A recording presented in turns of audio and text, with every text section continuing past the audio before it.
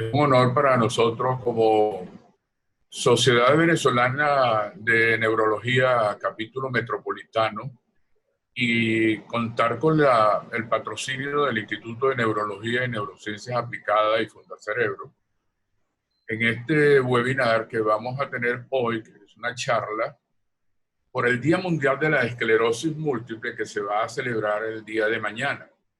Como hay muchas actividades para esta conmemoración, pues simplemente hemos querido adelantarnos un día para poder compartir nuestras inquietudes y nuestros conocimientos en un área que es muy difícil, como son el deterioro del sistema nervioso en un paciente con esclerosis múltiple.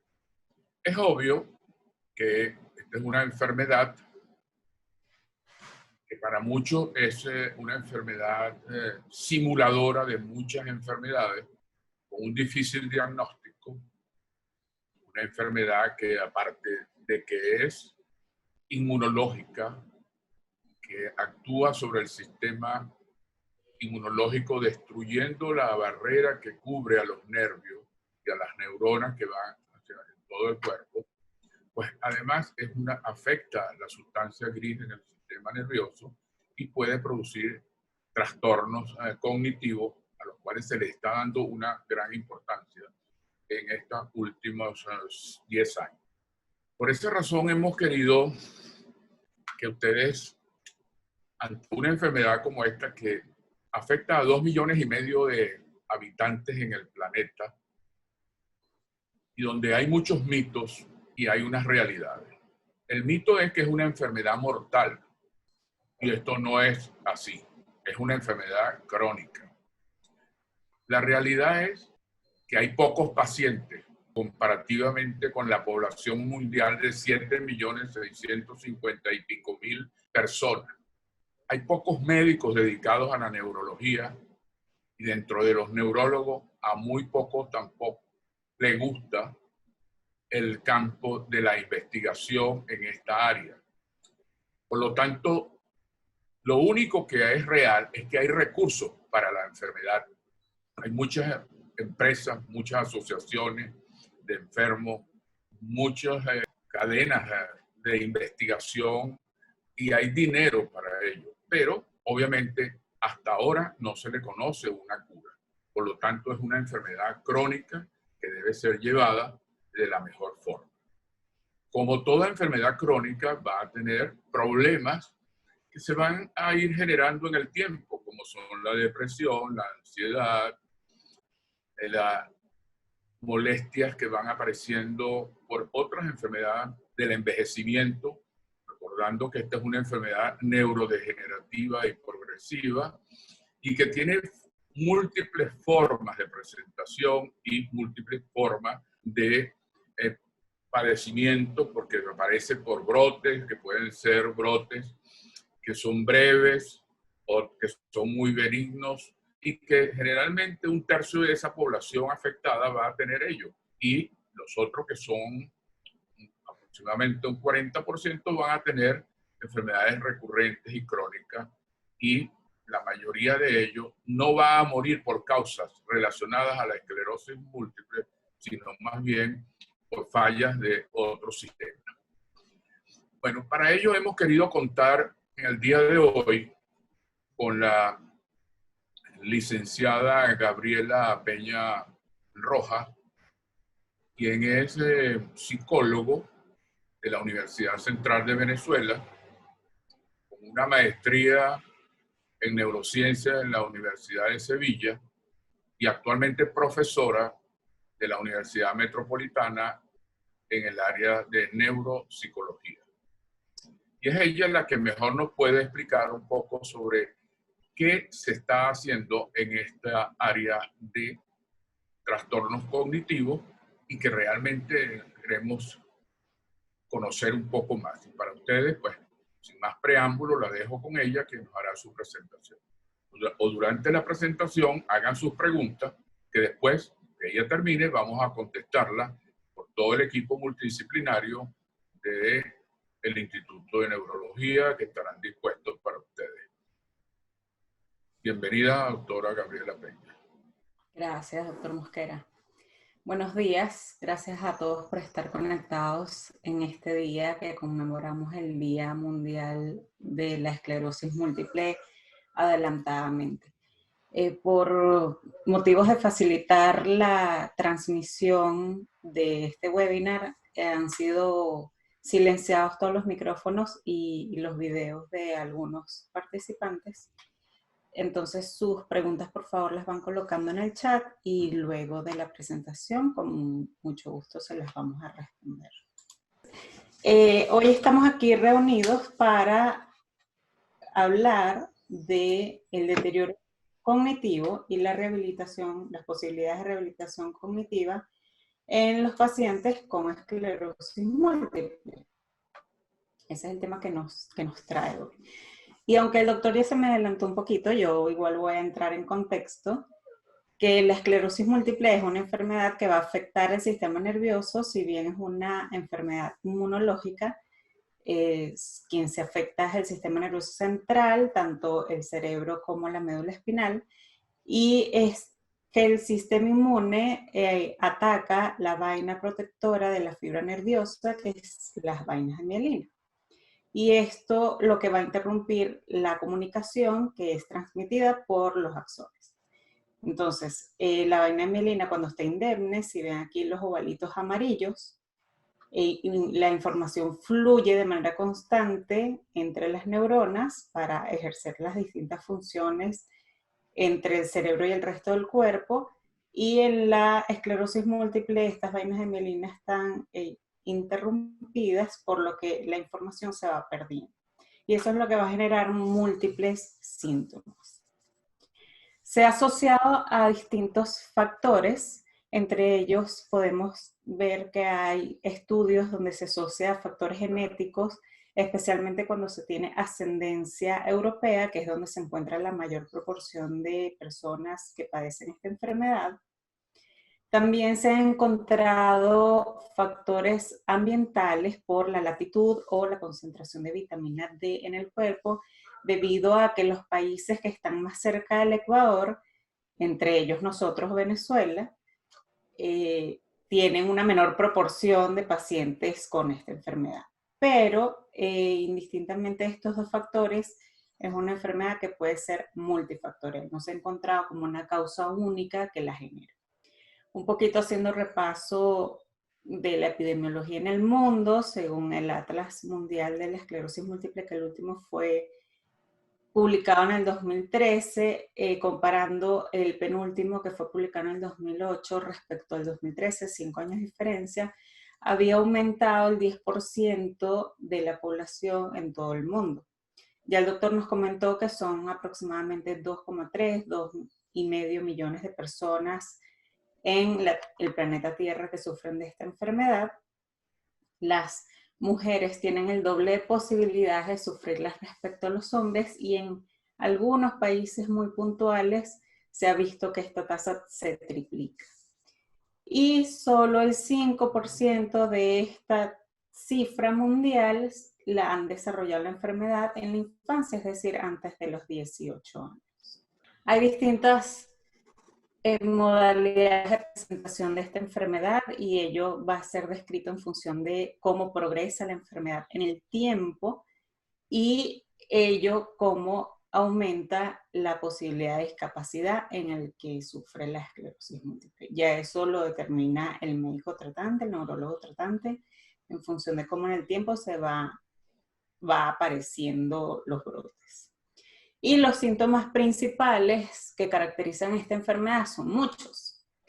Tenemos síntomas sensoriales, tenemos síntomas motores, tenemos afectación visual, puede haber presencia de fatiga, puede haber dificultades en el equilibrio, también dificultades sexuales o urinarias, puede haber presencia de dolor, y lo que nos trae hoy a esta reunión es la presencia de dificultades cognitivas, entendiendo las funciones cognitivas como todas esas funciones que nos permiten procesar información. Por ejemplo, los mecanismos atencionales, no tenemos una sola atención, tenemos varias. cómo registramos esa información en nuestros almacenes de memoria para luego recuperarla, cómo podemos tomar decisiones, resolver problemas, todo eso se hace a través de las funciones cognitivas. Aparte de esta multiplicidad de síntomas, el diagnóstico en sí impacta en la esfera emocional del paciente, porque va a ser muy difícil para los pacientes adaptarse a esta nueva realidad, la realidad que ahora implica este diagnóstico, ya que puede parecer que el mundo se les desmorona alrededor. Esto va a representar un fuerte choque emocional, incluso puede generar una crisis vital, por todo lo que representa el futuro para estos pacientes. Y vamos a ver en ellos manifestaciones de ansiedad. Como dijo el doctor, va a haber depresión, pueden haber manifestaciones de hostilidad, aislamiento, mucho miedo y angustia, puede haber rabia también. Y esto debe ser acompañado, no solo el paciente, también la familia, por especialistas que manejen esta enfermedad. Y por toda esa multiplicidad de síntomas, también el abordaje va a ser tanto farmacológico como no farmacológico. Hoy no nos compete lo farmacológico, sino en parte lo no farmacológico, que es donde entramos a ver el deterioro cognitivo de estos pacientes. Un poquito viendo la epidemiología de este deterioro cognitivo en la esclerosis múltiple, primero tenemos que tener en cuenta que es un síntoma súper frecuente en estos pacientes. Se estima que sea alrededor del 60 al 70% de los pacientes van a tener déficits cognitivos, y si vemos a los pacientes que superan la edad de 55 años, esta prevalencia puede llegar a ser hasta el 77,4%.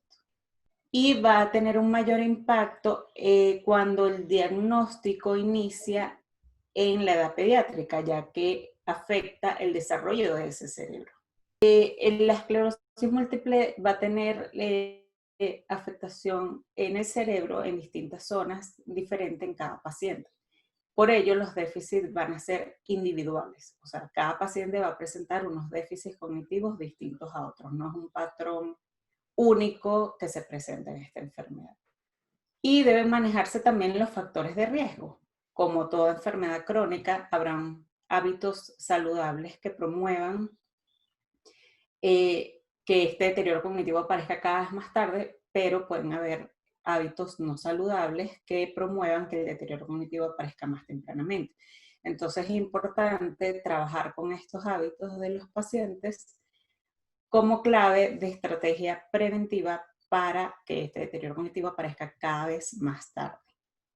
Ahora bien, el diagnóstico neuropsicológico. En la práctica clínica, hoy por hoy, no se realiza de manera sistemática una evaluación neuropsicológica en estos pacientes. ¿Por qué? Porque es larga de administrar, porque no existen suficientes neuropsicólogos para todos los pacientes, o porque bien los pacientes no tienen acceso a una evaluación neuropsicológica, o también puede pasar que el médico tratante no lo sugiere. ¿Okay? Y es que existen múltiples baterías que pueden ser administradas para hacer este diagnóstico neurocognitivo en los pacientes con esclerosis múltiple. ¿Qué es una batería de pruebas neuropsicológicas? Pues hay pruebas neuropsicológicas para funciones determinadas. Entonces vamos a tener pruebas neuropsicológicas para evaluar distintos tipos de atención, para distintos tipos de memoria, para las habilidades visoespaciales, para las capacidades de toma de decisiones, de planificación. Todas esas funciones deben ser evaluadas porque todas esas funciones las personas las utilizamos para nuestro desenvolvimiento en la vida diaria y en el trabajo. En el caso de los niños, en su rendimiento académico. Entonces, se deben explorar todas las funciones a través de una compilación de distintas pruebas para poder determinar dónde está el déficit y a qué nivel está el déficit. Existen pruebas diseñadas especiales para esclerosis múltiple, desde la más antigua hasta la más novedosa que se hace por computadora, pero eso no quiere decir que las pruebas tradicionales no sean de incluso mayor utilidad, porque no dejan por fuera funciones cognitivas para ser evaluadas y que no nos quede una gran interrogante de ¿y qué está pasando con esa función? Lo que sí debe ser un gold estándar en la evaluación neuropsicológica es que debe haber al menos una de las pruebas para evaluar velocidad de procesamiento de información, ya que esta es una de las funciones más comprometidas en la esclerosis múltiple. Y por fin, el Comité Europeo de Tratamiento y Rehabilitación de la Esclerosis Múltiple, que es el ECTRIMS, en su informe del año 2019, recomienda que se debe administrar sistemáticamente la evaluación neuropsicológica tanto en la población adulta como en los niños. Gracias, ECTRIMS. En los adultos normalmente se suele administrar un screening o cribado neurocognitivo para ver si hay presencia o no de déficit. Esto es algo muy sencillo. Una vez que se determine que hay un deterioro cognitivo, entonces se hace una evaluación completa para poder identificar los déficits, en qué funciones están y cuál es el nivel de afectación de esa función. Mientras que en los niños la evaluación neuropsicológica debe monitorear el desarrollo de las funciones. En el adulto ya esas funciones están desarrolladas y se van a ver deficitarias, pero en los niños las va a ir desarrollando a lo largo de su crecimiento y eso hay que irlo monitoreando. Y este seguimiento neuropsicológico nos va a servir en múltiples momentos, digámoslo así. Nos va a ayudar a tener una línea base del funcionamiento cognitivo del paciente con esclerosis múltiple cuando se encuentra enfermedad aguda, siempre que el paciente esté ya estable. Luego se puede hacer una reevaluación anual, bianual o incluso más frecuente dependiendo de las condiciones del paciente. Eso ya lo determina el médico tratante. Nos va a ayudar este monitoreo a lo largo del tiempo a medir la progresión del deterioro, o sea, cómo va surgiendo en el tiempo y identificar tempranamente con ello cuando aparecen nuevos déficits cognitivos. Esta línea base que vamos a monitorear en el tiempo también nos va a servir para poder ver progresos de tratamiento, bien sea efectos de tratamiento farmacológico, bien sea efectos de cambio de tratamiento farmacológico y también para evaluar los efectos de la neurorehabilitación cognitiva, que estos son los progresos. Y también nos va a ayudar a poder ver cómo es la recuperación del funcionamiento cognitivo del paciente después de otro brote. Esta rehabilitación cognitiva, una vez que se ha evaluado al paciente y se han identificado cuáles son los déficits y en qué nivel están esos déficits afectando al funcionamiento y la independencia de este paciente, entonces se diseñan programas de rehabilitación cognitiva que se han demostrado ser muy eficientes en los pacientes con esclerosis múltiple. Y los efectos de esta rehabilitación cognitiva son bastante individuales, ya que los déficits son individuales. Hay pacientes con mucho compromiso cognitivo y hay pacientes que no tienen tanto. Entonces, los programas van a ser diseñados en función de esto y la mejoría de los pacientes también va a ser individual, bien sea por la misma patología o también por características propias de la persona. Los pacientes que van a ver un mejor progreso son aquellos pacientes con mucha determinación para mejorar y con ello un gran compromiso con el programa de rehabilitación, o sea, que asista a sus sesiones, que no falte, que realice las actividades que se le envíen para la casa. Y también aquí influye el nivel de reserva cognitiva del paciente. A mayor reserva cognitiva, que es todo aquello que hemos formado a lo largo de la vida y que nos protege de la neurodegeneración, a mayor reserva cognitiva va a tener un mejor desempeño o mejores efectos de la rehabilitación cognitiva, y a menor reserva cognitiva pues no se va a ver tanto. No quiere decir que no se vayan a ver resultados, siempre se ven, pero van a ser menos visibles. Y ECTRIMS también recomienda que deben concientizarse a los profesionales y a los médicos, yo diría que incluso también a los pacientes, de la prevalencia de este síntoma cognitivo en los pacientes y cómo impacta ello en la calidad de vida, ya que estos déficits cognitivos van a también interponerse en el funcionamiento, en las actividades de la vida diaria del paciente y van a también interferir en su desempeño laboral o académico cuando se trata de niños. Entonces, estos síntomas cognitivos deben ser manejados apropiadamente por profesionales en el área, es decir, neuropsicólogos. Y luego de estas evaluaciones que ya ECTRIMS recomendó que debe ser aplicada de manera sistemática, poder diseñar un plan de intervención que sería la rehabilitación neuropsicológica para estos pacientes. Entonces, cuando se habla de rehabilitación en esclerosis múltiple, ya no solo se habla de fisioterapia o terapia ocupacional para todos esos déficits motores, de equilibrio, sensoriales, también de terapia de lenguaje de deglución en caso de que lo amerite, porque haya compromiso de esas áreas, sino que ahora también se debe incluir la rehabilitación neuropsicológica. También se le llama rehabilitación cognitiva o neurorehabilitación cognitiva. Es lo mismo. ¿Y qué hacemos ahora para poder brindarle esta estimulación cognitiva a los pacientes con esclerosis múltiple en esta cuarentena? Pues, como todo, ante la duda, el paciente debe consultar con su médico tratante, pero el paciente tiene oportunidad de hacerse bien un cribado screening neurocognitivo vía online y pueden hacerse programas de estimulación dirigidas vía online. Eso se puede hacer. No se debe quedar el paciente desasistido de toda posibilidad de abordaje.